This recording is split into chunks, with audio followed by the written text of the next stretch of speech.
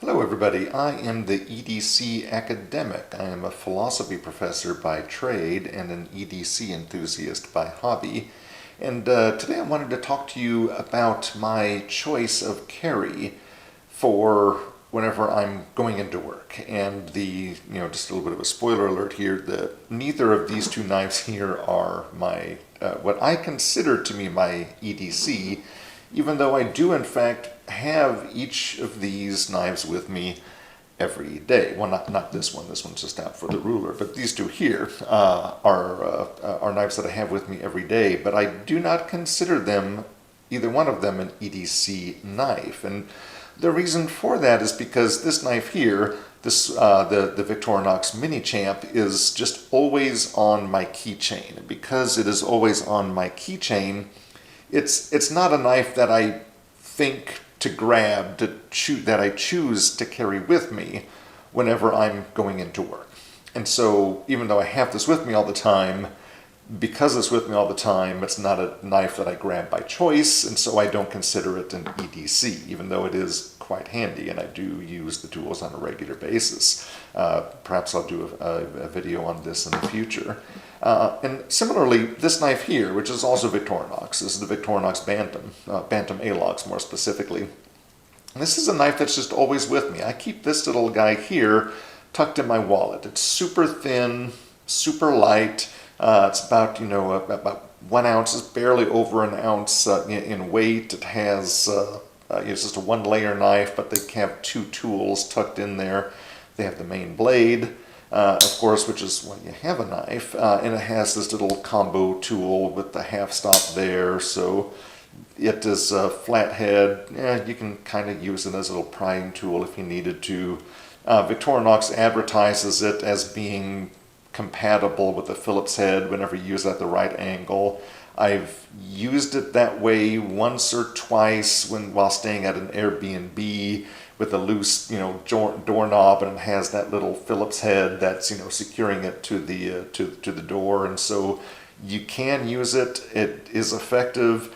It certainly isn't something that would work as a primary Phillips head, but it is there and available to you. So again, even though I have that with me every day, have both of these with me every day, I don't consider either one of them an everyday carry, because this one is just with me by default. It's on my keychain, and this one is with me by default. It's stuffed in my wallet. And as you might imagine, when this one is on my keychain and when this one is on my wallet, neither one of them necessarily gives me quick access to a knife, convenient access to a knife. There's a lot of times whenever I would need access to a knife and I don't necessarily want to fumble around with my keychain, and then even though it has a lot of tools on it, sometimes you're sort of fumbling around, you can't remember which way you need to orient the knife, which one of these little tools has the blade. There's two different blades on there. There's a little Wharncliffe blade and then the standard little Victorinox drop point blade. And whenever you grab it out from your pocket and it sort of gets twisted around, you're never really sure how to orient it to get fast access to it. Because this one here is stuffed in my wallet, I definitely don't have quick access to that one. So again, these are with me every day. I don't count either one of them as my everyday carry.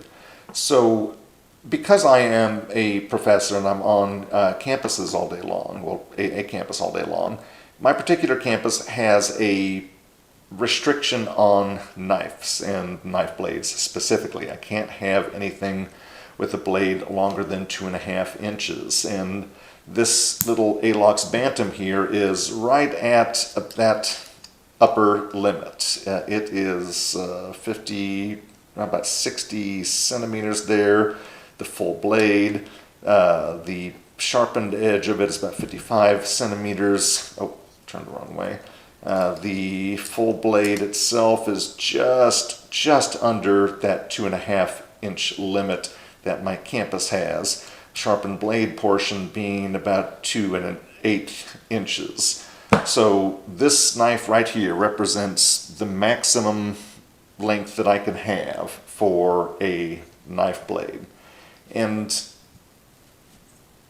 like I said, I wanted to carry a knife beyond these two that are just always with me. And one of the knives that I carried for a while was this little case slip joint here. I like traditional knives. I like lockbacks. I like case knives. And this knife, you can see, falls in right at just shy, about 56, 57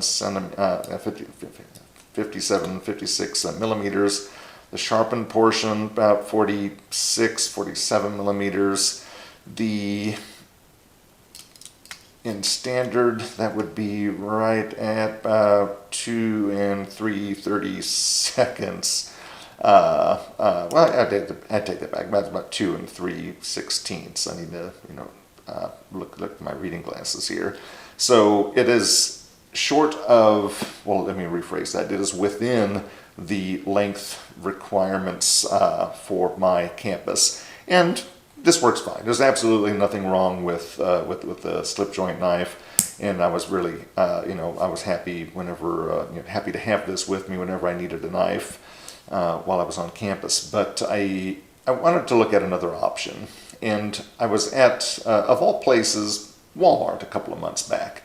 And I was at Walmart, and I just sort of took a stroll through their outdoor section, and they had this little guy, which some of you will recognize this pretty quickly. This is the CRKT Squid. It's a little frame locker. I think it's a Lucas Burnley design.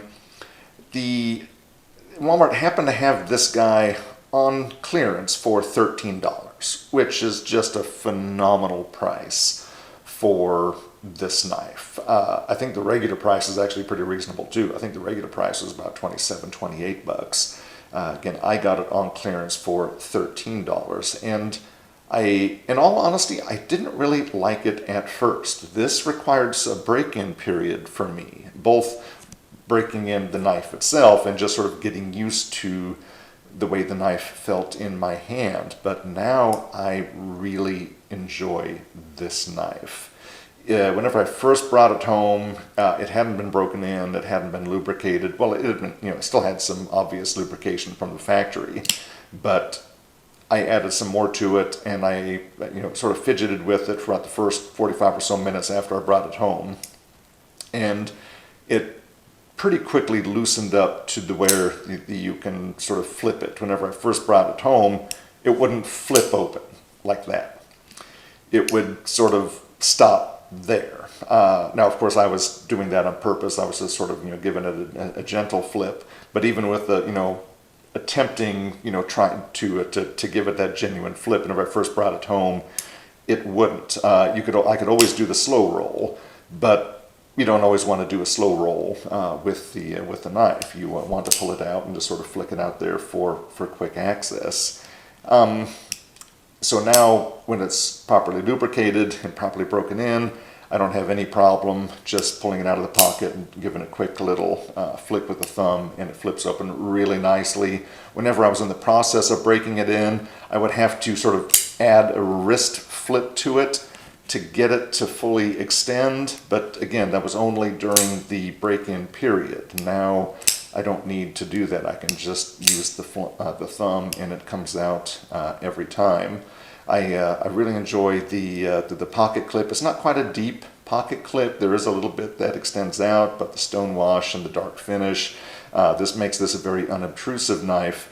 And I want to compare these knives here really quickly. You can see that these knives are about the same length when they are closed, and they're also about the same length when open. Almost exactly the same length when open. Of course, you can't see it when it's oriented that way, but to put them, make sure that, from stem to stern they're almost exactly the same length.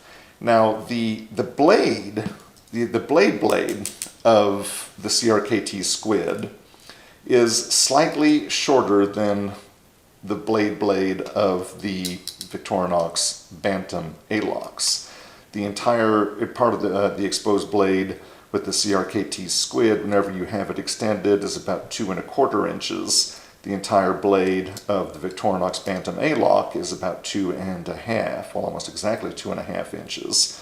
But the sharpened portion of the blade of these two knives is almost exactly the same.